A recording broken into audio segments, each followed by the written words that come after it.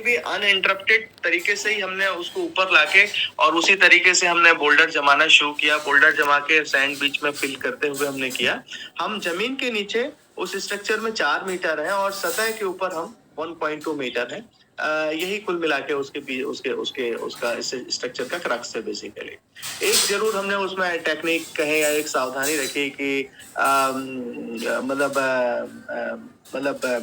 क्या बोलेंगे उसको, बैक साइड में हमने उसको इंक्लाइन रखा 45 मीटर, ताकि वेलोसिटी जो है वाटर की जो थी वो बहुत अच्छे से कैटर हो सके और किसी तरीके से भी स्ट्रक्चर को हार्म ना हो। ये बेसिकली उसके पीछे का साइंस ये था, end to end coping of that boulder structure. Thank you. Please. It's like a cake with a cream on top. That is concrete का top जो है is a cream, you know. जैसे मैं ब्रेड रोल बना लूंगा उसके अंदर कुछ भी फिलिंग करके, that kind of actually structure. तो वो थोड़ा सा उस समय जो स्टॉर्मिंग थी वो मेरे ही टीम में या हमारे ही साथियों में था कि साहब ऐसा तो कभी होता नहीं, ऐसा बनेगा भी नहीं। तो बहुत सारे लोगों ने ये बोला कि ये खराब ही हो जाने वाले बारिश में। इधर 2 सीजन हमारे बारिश में और काफी तगड़ा पानी इस बार भी गिरा था। तो वो स्ट्रक्चर बहुत ही तरीके से काम कर रहा है और अभी के भी अगर मैं फोटोग्राफ देखूंगा तो बहुत अच्छे से फुल फ्लेजेड वे पे वो एक झरने के जैसा अभी वहां पे फ्लो करता रहता है। तो ये एक मतलब केवल इतना ही था क्रक्स मेरा गैबियन स्ट्रक्चर को लेके। इसमें अगर कोई बात हो तो अपन अभी कर सकते हैं या के विशाल से मैं उसमें और डिस्कशन हो तो कर लें या पूरा करके कर लें ना, उत्तर आएगी पर एकदम जारी रखें प्लीज। इसका कोई अगर आपने कंडक्ट किया हो कुछ केस स्टडी या इसका एज अ रिसर्च पार्ट कि इसका प्रभाव कितना पड़ा, ऐसा कुछ किया गया डिटेल सर्वे? इसके बाद हम लोगों ने केवल वाटर टेबल को ही हम लोगों ने करने की कोशिश करी थी और कुछ वाटर क्वालिटी पे भी हम लोगों ने बात की थी, इवन तो उस स्ट्रक्चर से तो उसका कोई वैसा रिलेशन नहीं था। लेकिन हाँ, मेरे पास एक स्टडी रिपोर्ट है और रेगुलर बेसिस पे भी हम लोग वहाँ पे करते हैं, इवन तो I have been transfer from there. लेकिन हमारी टीम वहाँ पे लगी हुई है और वो उस पे काम कर रही है। इम्पोर्टेंट ये जरूर है कि जो कम्युनिटी है वो इन्वॉल्व है और वो बहुत ताकत से लगी हुई है। वो रिपोर्ट मैं ग्रुप में जरूर शेयर कर सकता हूँ। और बैक वाटर कितने डिस्टेंस तक जाता है, विड्थ तो आपने बता दी।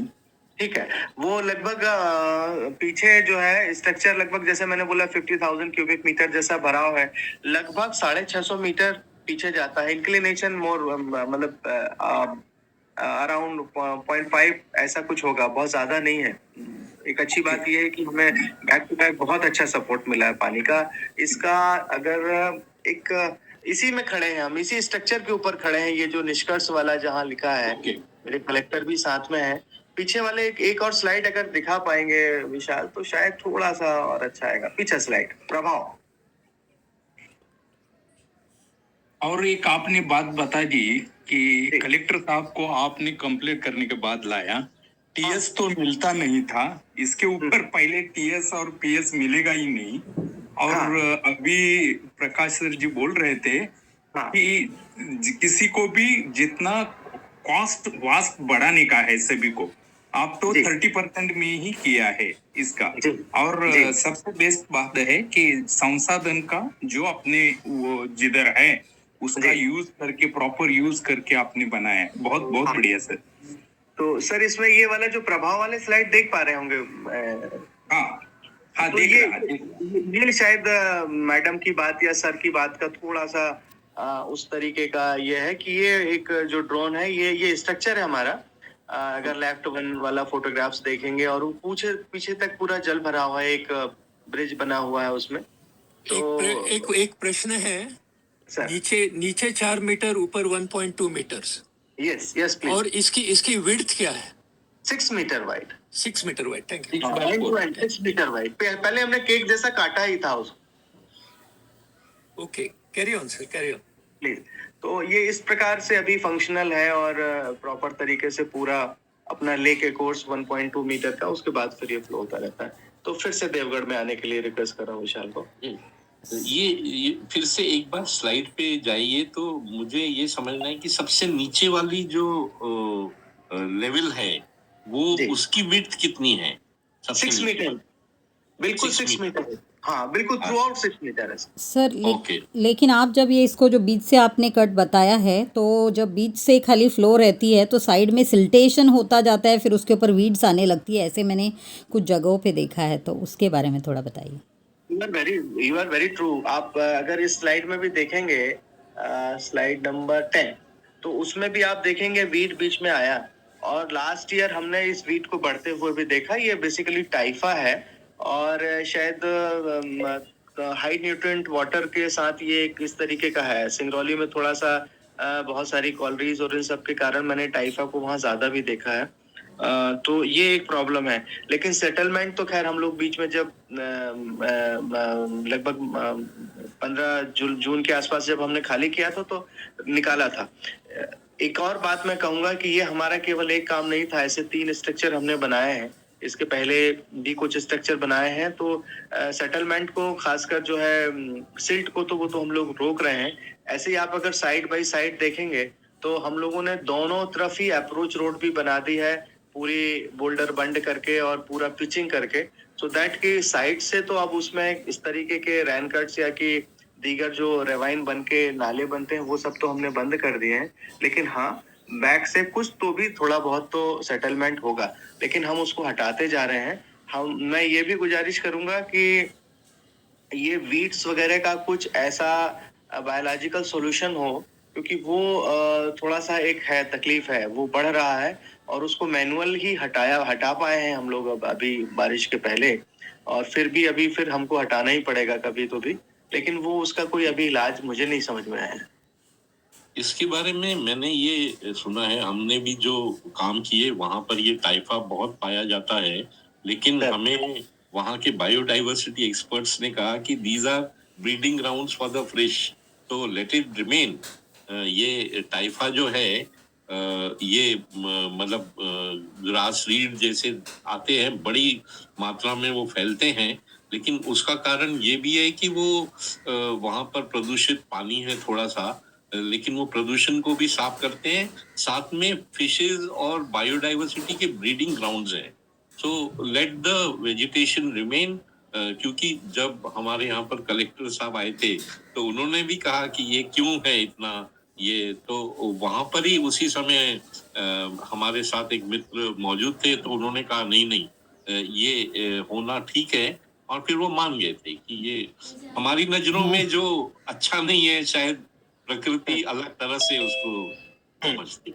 लेकिन टाइफा और वाटर होने से तो अच्छी बात है, लेकिन मैं कह रही हूँ जब सिल्ट हो जाता है पूरा, क्योंकि बीच में हमने ऐसे ये किया है खाली जो फ्लो होने के लिए, जब साइड्स को पूरी जब इस तरह से सिल्ट हो जाती है पूरी तरह से, मतलब वो पानी भी पर्कुलेट नहीं हो पाता है और पानी ओवरफ्लो हो जाता है, तो इसीलिए वो एक सिचुएशन। और जो वीड्स जो ग्रो होती है वो ट्राइफा नहीं, जो दूसरे वीड्स हैं, ऑफ कोर्स उसका भी एक महत्व है, लेकिन ये जो पानी का जो बहाव वो थोड़ा सा जो शैलोपन आ जाता है और सिल्ट की वजह से जितना पानी रहना चाहिए वो रह नहीं पाता है, बिकॉज टाइम टू टाइम ये 2 साइड्स जो आपने बताए हैं वो साइड्स में पूरी तरह से सिल्ट भर जाती है, ऐसे मैंने बहुत जगह पे देखा है। बिल्कुल सही है आपका पॉइंट, लेकिन मैं मतलब वही कहूंगा कि एक तो इसका स्लोप विशेष ज्यादा है नहीं, मैनेजेबल है, आप समझ सकते हैं 1.2 मीटर है, कोई वैसा बड़ा स्ट्रक्चर है नहीं। तो चूंकि थोड़ी सी निगरानी शायद ज्यादा है और पूरा गांव इस काम में लगा हुआ है, तो मतलब ऐसा नहीं लगा हमें कि वो सेटलमेंट उस तरीके से आ रहा है। और बीच का जो फ्लो है ना उससे भी कुछ काफी ज्यादा तो निकल जा रहा है, लेकिन अल्टीमेटली जो हमारा वाटरशेड का भी प्लान है कि हम मिट्टी और खासकर हमारी सॉइल को भी हम जरूर बचाना चाहेंगे, तो उस लाइन पे भी अगर थोड़ा थोड़ा आइडिया तो रहता है, वो बैक ऑफ दी एक्टिविटी चल भी रहा है, तो वो कहीं ना कहीं अभी ये एक कोई प्रॉब्लम के रूप में इमर्ज तो नहीं हुआ है सेटलमेंट खासकर। Okay, sir thank you. Foundation hard मिला है नीचे? जी प्लीज। फाउंडेशन जो है 6 मीटर हाँ। आपने किया है, हाँ। और नीचे हार्ड फाउंडेशन है या सॉफ्ट है? ये क्ले है, बेसिकली क्ले ही आया था, वो कोई स्टोन जैसा नहीं था। नीचे जो है 4 मीटर है, विड्थ इसकी 6 मीटर है। ओके, इसलिए आपने 6 मीटर लिया और थोड़ा थोड़ा कट करके उसका लोड भी कैरी किया आपने? लोड हमने कैरी किया। बेसिकली ये थोड़ा सा 120 मीटर इतना विड्थ था कि इसको करने लायक था नहीं, एक तरीके का एक थोड़ा सा वीम ही था कि ये कर लेना चाहिए, करना है, कुछ तो भी करना है, चाहे कैसा भी हो हम मतलब नहीं भी सफल होंगे लेकिन करना है। एक ऐसा था जुनून, इसलिए वो किया। लेकिन थोड़ा सा ये भी था, सेंसिबिलिटी ये रही कि थोड़ा सा गहरा करने से हमें था कि हम मतलब ये इसको उजड़ते हुए तो नहीं देखेंगे, ये अच्छा रहेगा। मेरे को था कॉन्फिडेंस शुरू से, तो बस इतना ही उसके पीछे था, मतलब बिकॉज आप है। गजेंद्र सिंह जी, आप क्या प्रिफर करोगे? करता हूँ नदियों को लेकर के, और मेरे एक आदर्श व्यक्ति हैं डॉक्टर गजेंद्र सिंह जी। इन्होंने एक असंभव कार्य को संभव बनाया है, और ऐसा कार्य है कि इतना बड़ा कोई सोच नहीं सकता कि इतना बड़ा गैबियन मैं जाकर के वहां देखा हूँ। क्योंकि मुझे हमेशा ये सपोर्ट करते रहे, मैं भी नदियों पर काम करता हूँ, तो इनसे लगाव मेरा बना रहा है। और मैं जाकर के इसको देखा हूँ कि ये 6 मीटर की ऊंचाई का जो गैबियन बना हुआ है, इसकी कोई कल्पना नहीं कर सकता। इतने कम कीमत में इन्होंने बनाया है, और प्रत्येक स्टेप को जैसे स्ट्रक्चर बांधते हैं पत्थर से, पूरे स्टेप को बांधा है। पहले तो 4 मीटर में बांधा है, उसके बाद फिर 4 मीटर में बांधा है, उसके बाद फिर 3 मीटर में बांधा है, फिर 1.5 मीटर में बांधा है। तो 4 स्तरों में ये बना हुआ है, और पूरा इस तरीके से बंधा हुआ है कि मैक्सिमम जो सिल्ट थी वो रुक रही थी। मैक्सिमम जो पानी था वो उतना अच्छा नहीं रुक रहा था, उतना अच्छा रुक नहीं रहा था वहाँ। जबकि ज्यादातर बांधों में ये जो गलती हुई है सरकार के द्वारा कि उन्होंने ऐसा बांध दिया है कि पूरी सिल्ट वहां रुक रही है। तो इन्होंने क्या किया कि पूरे गैबियन को कुछ क्षेत्र में, जैसे आप भी चिंता कर रहे हैं कि वहां सिल्ट रुक रही है, तो सिल्ट तो रुकती है, लेकिन जब जोर से जब फ्लो आता है तो पूरी सिल्ट ऊपर आके बह जाती है। तो वहां सिल्ट बिल्कुल नहीं रुक रही। कुछ क्षेत्र में जो है, जो पानी जहां से निकल रहा फ्लो है आज, उसके कारण पूरे माने लंबे एरिया में पानी भरा रहता है। और एक अद्भुत स्ट्रक्चर बनाया है गजेंद्र सिंह साहब ने, तो उन्हें कोटि सा धन्यवाद। एक बड़ा शानदार अनुभव था छिंदवाड़ा जिले में मौखेड़ ब्लॉक में देवगढ़ करके एक पुराना 400 साल पुराना हमारे गोंडवाना का एक हेडक्वार्टर है, देवगढ़ नाम से। जाटवा शाह 1570 में वहां पे रूल किए, और फिर उनके सक्सेसर थे 300 साल करीब रहे। And even you may be feel strange that Nagpur has been established by Bakht Buland Shah, which is Gondwana king actually, Gond king. ये मराठों का बाद में उसमें ये हुआ। तो देवगढ़ का इतना रिच एक बेसिकली कहें तो हिस्ट्री रहा है। लेकिन मैं उसके बारे में बात नहीं कर रहा हूँ। मैं एक ऐसी बात है जिसको मैं भी ठीक से नहीं समझ पाता हूँ। देवगढ़ में चूंकि हिली टेरेन है, सतपुड़ा का रेंज है फुल फ्लेजेड ये, और यहाँ पे हाइट लगभग 850 to 900 meter mean sea level ये जो हिलॉक है उसका है। और जो पूरा छिंदवाड़ा का ये वाला रीजन है, ये around 660 to 700 meter average mean sea level है। इस तरीके का ये टेरेन और ये इसकी प्रोफाइल रही है। 2-3 पहाड़ी नदियां हैं, जैसे देव नदी है, कोसम नदी है, ये सब बहती हैं, और इनका अपवाह क्षेत्र बहुत ज्यादा नहीं है, लगभग किसी का 8 किलोमीटर, किसी का 22 किलोमीटर, इस तरीके का।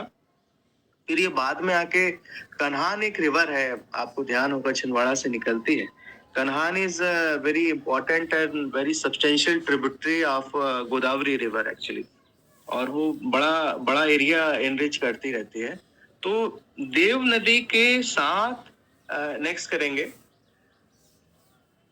देव नदी के साथ मैंने वहां पे हजारों मतलब सैकड़ों की संख्या में जल संरचनाएं देखी, और ये जल संरचनाएं ज्यादातर बावड़ियां थी, और उसी के समानांतर ये कुएं भी थे। तो जैसे आप ये स्ट्रक्चर देख रहे हैं, ये लगभग 25 मीटर बाई 20 मीटर डायमेंशन में एक ये रेक्टेंगल स्ट्रक्चर का बावड़ी था। और जब हमने इसमें काम शुरू किया था, कोविड का वो पीरियड था अराउंड मार्च अप्रैल मई 2020, उस वक्त ये छोटे छोटे गड्ढे जैसे थे, और इनमें कोई भी तरीके आएंगे। और ऐसा भी नहीं है कि 1-2 भी नहीं था, लेकिन उस गांव में वो ज्यादा डोमिनेंस वहां पे ट्राइबल कम्युनिटी का था। तो मुझे वो डेटा मिला कि नहीं, यहाँ पे 800 कुएं, 900 बावड़ी, 1000 मंदिर, ऐसी कहावत है।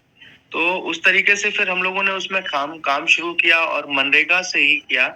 हमारे पास कोई ऐसी अलग से एक्सपर्टीज नहीं थी।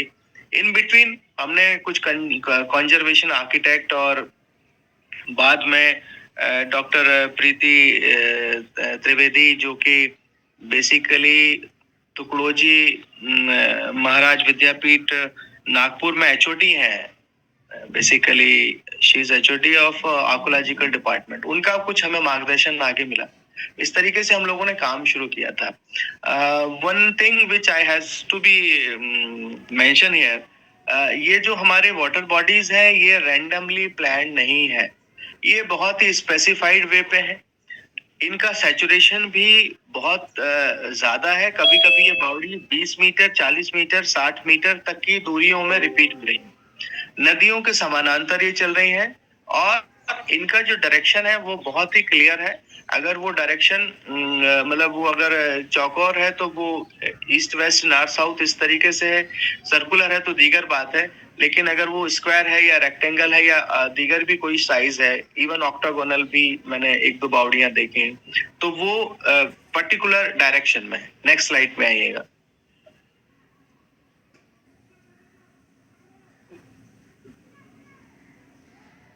ये जैसे कि आप एक सर्कुलर बावड़ी देख रहे हैं और जिस चीज को हम बावड़ी बोलेंगे कि उसमें नीचे तक आपको जल में जाने के लिए एक आपको तरीका मिलेगा। इस चीज को करते समय मैंने वराहमिहिर को भी थोड़ा सा पढ़ा। वराहमिहिर जो बेसिकली हमारे 1500 साल पहले एक बहुत बड़े वास्तुविद रहे। उन्होंने दकारगल अध्याय में अपने वृहद संहिता जो उनका ग्रंथ है तो उसमें उन्होंने लिखा था कि जो 10 दिशाओं में भूगर्भीय जल चलता है वो पूर्व पश्चिम उत्तर दक्षिण इन दिशाओं में क्रॉस और पैरेलल चलता है। और बाकी जो 4 दिशाएं होती हैं, ईशान, नैऋत्य, वायव्य और आग्नेय, इनमें दरअसल पानी का फ्लो नहीं होता है। और वो शायद जो रोटेशन है पृथ्वी का उसके साथ भी कुछ कहानी होगी उसकी। और एक जो नीचे से ऊपर पाताल वाली जो दिशा होगी, नीचे से ऊपर की दिशा, इस तरीके से चलता है। इन 5 दिशाओं में चलना वराहमिहिर ने अपने ग्रंथ में बताया। मैंने जब देवगढ़ की बावड़ियों को इनके साथ थोड़ा सा रिजेंबल करने की कोशिश करी तो यू विल बी सरप्राइज कि पूरी बावड़ियां, जैसा मैंने रिक्वेस्ट किया कि वो डायरेक्शन में है, रैंडम कुछ भी कहीं भी नहीं बनी हुई है। उनके पीछे कुछ ना कुछ साइंटिफिक फैक्ट और कुछ ना कुछ एवोल्यूशन जरूर रहा होगा जिसको हम उस तरीके से नहीं समझ पाते हैं। तो नेक्स्ट करेंगे विशाल जी। लगभग मनरेगा से मैंने जब काम किया था 2020 में अपनी टीम के साथ, तो हमारे पास हमने सबसे पहले आइडेंटिफाई किया कि बावड़ीज कहाँ हैं, कैसे हैं, क्योंकि फॉरेस्ट भी था उसके साथ में और रेसिडेंशियल एरिया भी था और हमने उनको रेस्टोर करना धीरे धीरे शुरू किया। तो उस दरमियान हमने लगभग 1-1.25 साल में 46 बावड़ी और 14 कुओं पे काम किया था। बाद में कुछ और हम लोगों ने सैंक्शन किए थे, लेकिन फिर वो बाद में कुछ काम आगे चला और कुछ काम अभी पेंडिंग भी है, पूरी तरीके से नहीं हुआ है। एक बात जो मैं यहाँ रिक्वेस्ट करना चाहूंगा, आप देख भी रहे होंगे, हमारा जो मूल रूप से काम जल में हुआ है हमारे पुरातन काल में, हम लोग पहले जो हमारा जुड़ाई का काम रहता था वो हमने सीमेंट और सुर्खी से किया। अब हमने पूरी तरीके से रिप्लेस कर दिया है सीमेंट में। सीमेंट की बॉन्डिंग का एक फीचर अलग रहता है, जबकि चूना एक नेचुरल बॉन्डिंग के साथ हर अगले समय ज्यादा मजबूत होता चला जाता। तो हमने चूना का भी काम वहां देखा और पहले जब सीमेंट का किया तो मुझे फिर एहसास हुआ कि हम गलत कर रहे हैं, हमेशा के लिए हम इस स्ट्रक्चर को डैमेज करने वाले हैं।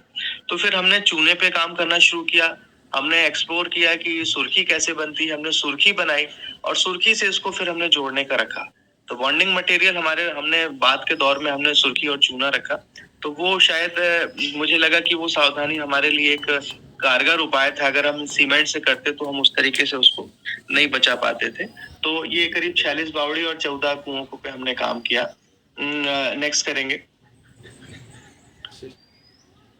हमने लोकल जो कम्युनिटी थी उसको आगे रखा और आप समझिए कि उसमें कहीं तो भी ये सौभाग्य रहा कि इस पूरे प्रोजेक्ट में ट्राइबल कम्युनिटी, स्थानीय लोगों ने इस तरीके से पार्टिसिपेट किया कि without finding any other amount, हमने मनरेगा की साधारण मजदूरी से ही और मेसन से ही ये बड़े बड़े पत्थरों पे काम किया, उसकी जुड़ाई की, चिनाई की, और जो भी हमें लगा वो उस वास्तविक नीड पे हम लोगों ने काम करना शुरू किया। इस फोटो में डॉक्टर प्रीति त्रिवेदी जी हैं, वो हम लोगों को बीच बीच में उन्होंने गाइड किया। और मेरे एक कॉन्जर्वेशन आर्किटेक्ट, मेरे एक मित्र हैं मुनीश पंडित, देश भर में वो काम करते हैं, तो उनका भी मुझे मार्गदर्शन मिलता रहा लगातार, और उन्होंने हमें काफी चीजों में सलाह दी कि चीजों को इस तरीके से कर सकते हैं, इस तरीके से कर सकते हैं।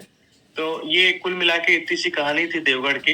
लेकिन आप ये कल्पना करिए कि एक पहाड़ी क्षेत्र में, एक जनजातीय क्षेत्र में, ऐसे क्षेत्र में जहाँ पे शायद 400 या 500 या 600 साल पहले तो और ज्यादा रेनफॉल रहा होगा, अभी भी वहाँ 1400-1500 मिलीमीटर पानी हर साल गिरता है।